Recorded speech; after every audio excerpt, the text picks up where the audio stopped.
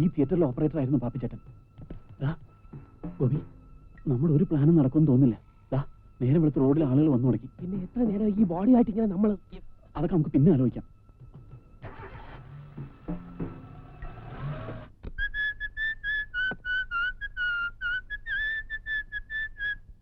ഇപ്പൊ എന്നെ കണ്ട അമിതാഭ് ബച്ചന്റെ ഒരു കട്ടില്ലേ? കൊച്ചുമുതലാളി വേഗം വാ. ഓക്കെ. എന്താ ഇത്? നീ ഇതുവരെ പോയില്ലേ? മാമൻ ദേഷ്യപ്പെടുന്നുണ്ട്.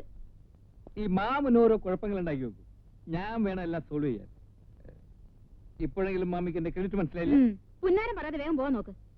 ഓക്കെ.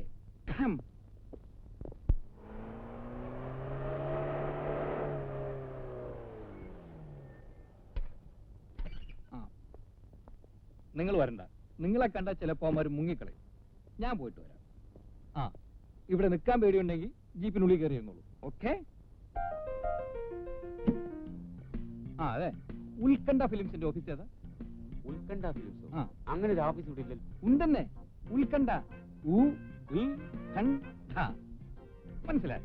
ഉത്കണ്ഠയില്ല, ആകാംക്ഷ ഫിലിംസ് ഉണ്ട്. അത് തന്നെയാണോ ഞാൻ ചോദിച്ചത്? നിങ്ങൾ ചോദിച്ചത് ഉത്കണ്ഠ ഫിലിംസ് അല്ലേ? ഉത്കണ്ഠ ആകാംക്ഷ തമ്മിൽ എന്താണോ വ്യത്യാസം? രണ്ടും ഒന്ന് തന്നെ.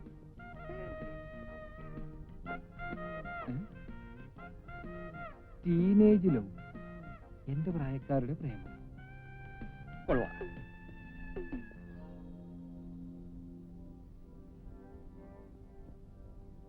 നിങ്ങളാരാ? നമ്മളാരാണാവോ?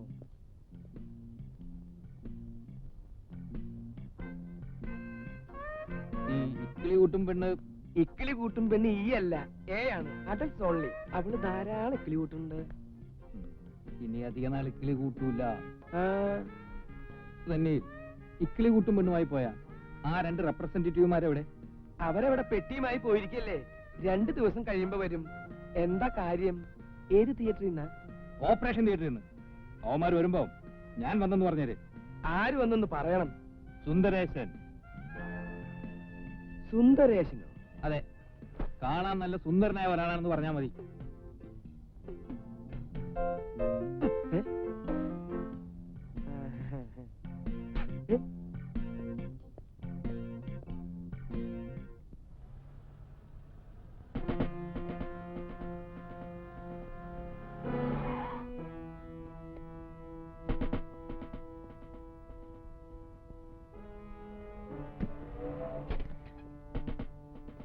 Police checking. വണ്ടി വേഗം റിവേഴ്സ് എടുക്ക. ഒരു മിനിറ്റ്, എന്താ പ്രശ്നം? കള്ളക്കടത്തുമായി ഒരു കാർ ഇതുവഴി വരുന്നുണ്ടെന്ന് പോലീസിന് മെസ്സേജ് കിട്ടിയിട്ടുണ്ട്. ചെക്കിങ് നടക്കുക. നമ്മളിപ്പോ എന്താ ചെയ്യാ? സകല ദൈവങ്ങളെ നീ വിളിച്ചു. ഞാൻ ഒരു ചെറിയ കളി കളിച്ചു നോക്കാൻ പോവാ. അയ്യോ, നീ എന്ത് ചെയ്യാൻ പോവാ? അതൊന്നും നീ അറിയണ്ട. അല്പ ഗ്യാപ്പ് കിട്ടിയ നീ വണ്ടി എടുത്തോണം. നമുക്ക് വൈകുന്നേരം ചേരി വെച്ച് കാണാം. ബോബി, ഞാൻ പറയുന്നു, ഒന്നും പേടിക്കണ, വണ്ടി എടുത്തോ.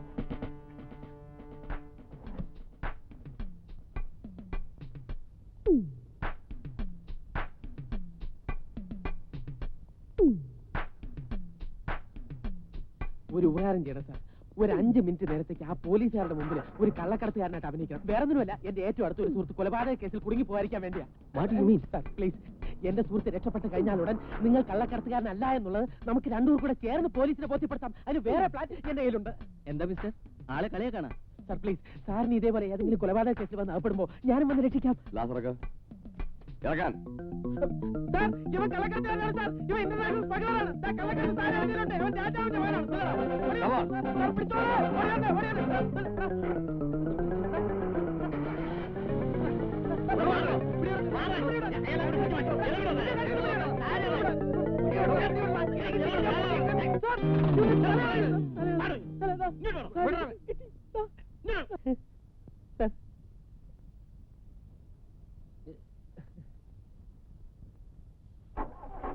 സ്റ്റഫാണ് sir. Well done mister Gopinatha Menon. നിങ്ങൾക്ക് എങ്ങനെ മനസ്സിലായി ആണ് പുള്ളിയെന്ന്? സാർ, അതൊരു അബദ്ധത്തില് അല്ല, കുഞ്ഞുനാൾ മുതലേ എനിക്ക് കള്ളക്കടത്തുകാരെ മനസ്സ് കണ്ടുപിടിക്കാനുള്ള കഴിവുണ്ട്. ഇയാളെ പിടിച്ച് ജീപ്പേ കയറ്റു. സാർ, മിസ്റ്റർ ഡിസിൽവയുടെ ഓപ്പറേഷൻസ് കണ്ടുപിടിക്കാൻ ഇത് ഹെൽപ്പായിരിക്കും. മിസ്റ്റർ ഗോപിയെ കൂടി വിറ്റ്നസ് ആക്കി എടുത്താൽ. That's right. സാർ, അയാളെ കാണാനില്ല. ഹലോ. ഗോപിക്ക് പെട്ടെന്ന് അങ്ങനെ ബുദ്ധി തോന്നിയില്ലായിരുന്നെങ്കിൽ നമ്മളായ കുടുങ്ങിയനെ. പോലീസ് ഗോപിയെ ചോദ്യം ചെയ്താലോ? എനിക്കും അതായിപ്പോ പേടി.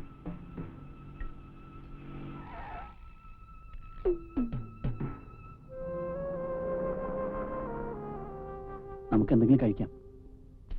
വേണ്ട. ഒരു ചായയെങ്കിലും. ഒന്നും വേണ്ട. ആകെ ബുദ്ധിമുട്ടായല്ലേ? എനിക്കോ? ഞാൻ കാരണം നിങ്ങൾക്കല്ലേ കൂടുതൽ ബുദ്ധിമുട്ടായത്? അയ്യോ, അങ്ങനെയൊന്നുമില്ല. നമ്മൾ ഈ ഡെഡ് ബോഡിയുമായിട്ട് ഈ വാനിൽ ഇങ്ങനെ കറങ്ങുന്ന അപകടം.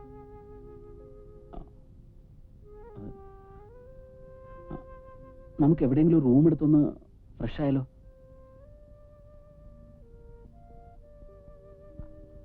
അപ്പൊ ഇത് നമുക്കിത് വണ്ടിക്കകത്ത് വെച്ച് ലോക്ക് ചെയ്യാം.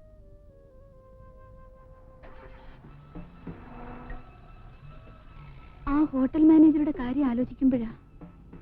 ഏയ്, മരിച്ചിട്ടൊന്നും ഉണ്ടാവില്ല. നമുക്ക് അന്വേഷിക്കാം.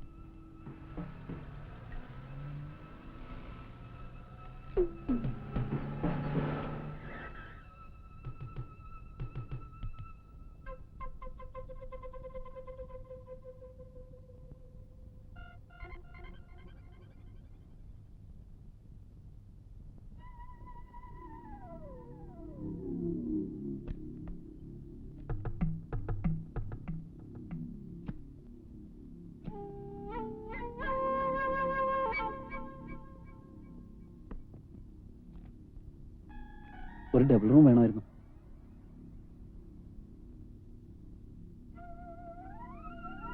ഇത് വൈഫാണോ? കണ്ടറിഞ്ഞൂടെ? സോറി, സാറ് പറഞ്ഞിരിക്കുന്നത് ചോദിച്ചിട്ടൊക്കെ കൊടുത്താൽ മതി എന്നാ.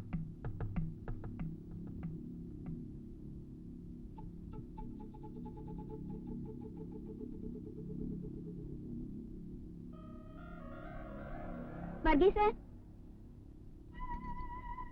ആ 250 ഒന്ന് റെഡിയാക്കി കൊടുക്ക. അഡ്വാൻസ് വെച്ചോ.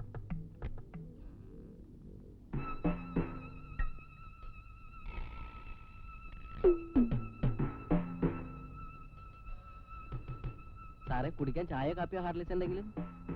ഒന്നും വേണ്ട. എന്തെങ്കിലും ആവശ്യമുണ്ടെങ്കിൽ പറയാം.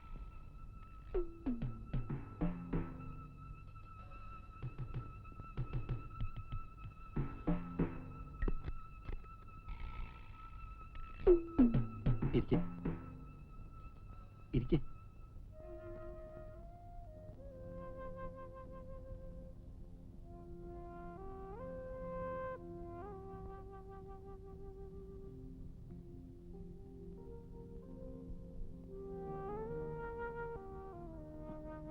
സൂസന് വേറൊന്നും തോന്നരുത്. വൈഫാണെന്ന് പറഞ്ഞില്ലെങ്കിൽ അവർ റൂം തരില്ല. അതുകൊണ്ടാ. ഒന്ന് fresh ആയിക്കോളൂ.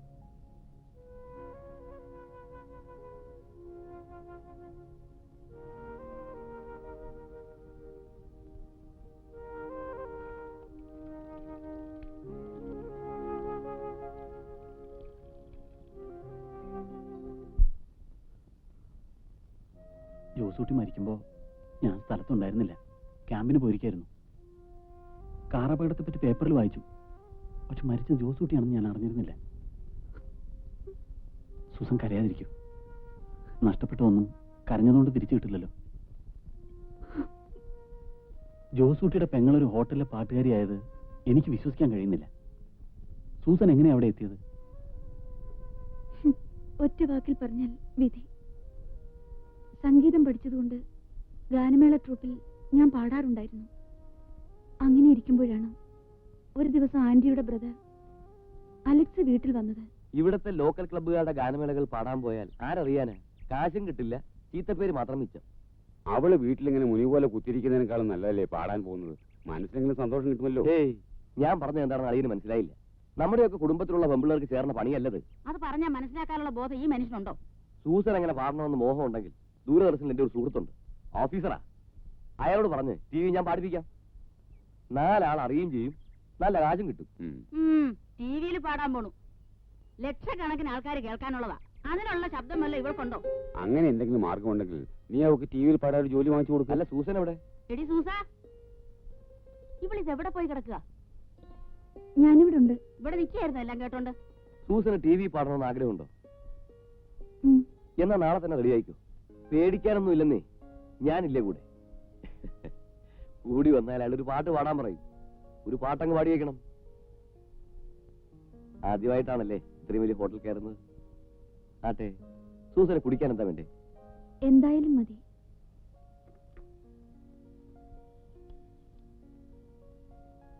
Hello, room service 245.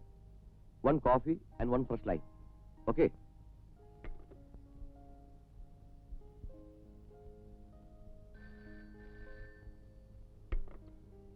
Hello, ഞാനാ അലക്സ്. അതെ, ജയപ്രാശിന്റെ റൂമിലാ. ഇപ്പൊ വന്നേ ഉള്ളൂ. എന്റെ കസിന് ടിവിയിൽ ഒരു പ്രോഗ്രാമിന്റെ കാര്യം പറയാൻ വന്നാ. അതെ, സിംഗറാ. യെസ്, ജാരിയും ചിത്രയൊക്കെ ഔട്ടാവും. എന്നാ ശരി, ഓക്കെ, വൈകിട്ട് കാണാം. Sir coffee. അവിടെ വച്ചേക്ക്.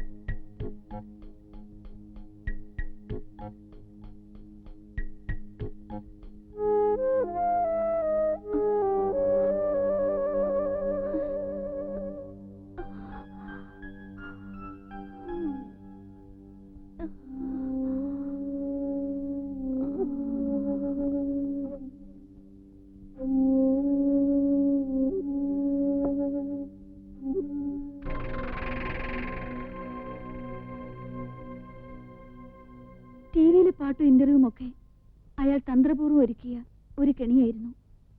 എന്നിട്ടും ചിറ്റപ്പന്റെ ആന്റിയുടെ മുന്നിൽ ഞാൻ തെറ്റുകാരിയായി. മുറിവേറ്റ മനസ്സുമായി ഇരുണ്ട മുറിയിൽ ഒതുങ്ങിക്കഴിയുമ്പോഴാണ് ഞാൻ പാടിയിരുന്ന ട്രൂപ്പിലെ വയലിനിസ്റ്റ് വഴി ചാന്ദിനി ഹോട്ടലിൽ പാട്ടുകാരിയായി ജോലി കിട്ടിയത്. ഇപ്പോൾ മറ്റൊരു ദുരന്തം കൂടി.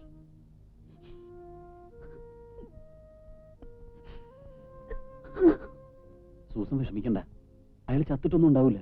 ഒരു ചെറിയ മുറിവല്ലേ ഉള്ളൂ. കഴിഞ്ഞ കഥകളൊക്കെ കേൾക്കേണ്ടിയിരുന്നില്ല എന്നിപ്പോ തോന്നുന്നുണ്ടല്ലേ? ഒരിക്കലുമില്ല. ഒരു പെൺകുട്ടിയും ഇത്തരം അനുഭവങ്ങളൊന്നും ആരോടും തുറന്നു പറയാറില്ല. സൂസൻ ഒരു തെറ്റും ചെയ്തിട്ടില്ല. ആ മനസ്സ് കാണാൻ എനിക്ക് കഴിയും. അയ്യോ, സൂസന്റെ കഥ കേട്ടിരുന്നപ്പോ വാനിലിരിക്കുന്ന ഡെഡ് ബോഡിയുടെ കാര്യം വരെ ഞാൻ മറന്നുപോയി. ഇന്ന് രാത്രി തന്നെ അത് കളഞ്ഞില്ലെങ്കിൽ ആകെ കുഴപ്പമാവും. ഞാൻ ഗോപി ഒന്ന് അന്വേഷിച്ചിട്ട് വരാം. അവൻ ഇനി എന്തെല്ലാം കുഴപ്പങ്ങൾ കാട്ടിക്കൂട്ടുമാവോ?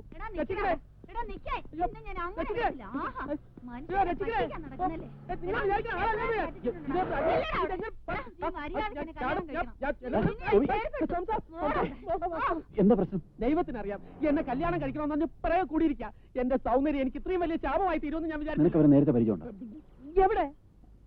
ഇത് ഞാൻ സോൾവ് ചെയ്യാം. എന്താ ചേച്ചി പ്രശ്നം? ഇയാൾ എന്നെ കെട്ടാന്ന് പറഞ്ഞതാ. അയ്യോ, നിങ്ങൾക്ക് ആള് തെറ്റിപ്പോയതാ. അയ്യോ ശരിയാ, നീ തന്നെയാണ്. എന്താണിത്? ഞാൻ എത്ര കത്തയച്ചു, എനിക്കാ? എണ്ണത്തിന് മറുപടി അയച്ചോ? അയ്യോ, ഇത് ഇവർക്ക് ഭ്രാന്താണ്. എടാ. ഈ തള്ള ദേ, നാട്ടുകാരെങ്കിലും കണ്ടാ പോ. നീ എന്താ അവരേച്ച കത്തിന് മറുപടി അയക്കാത്തത്? കേരള വണ്ടി വണ്ടിയിൽ എടാ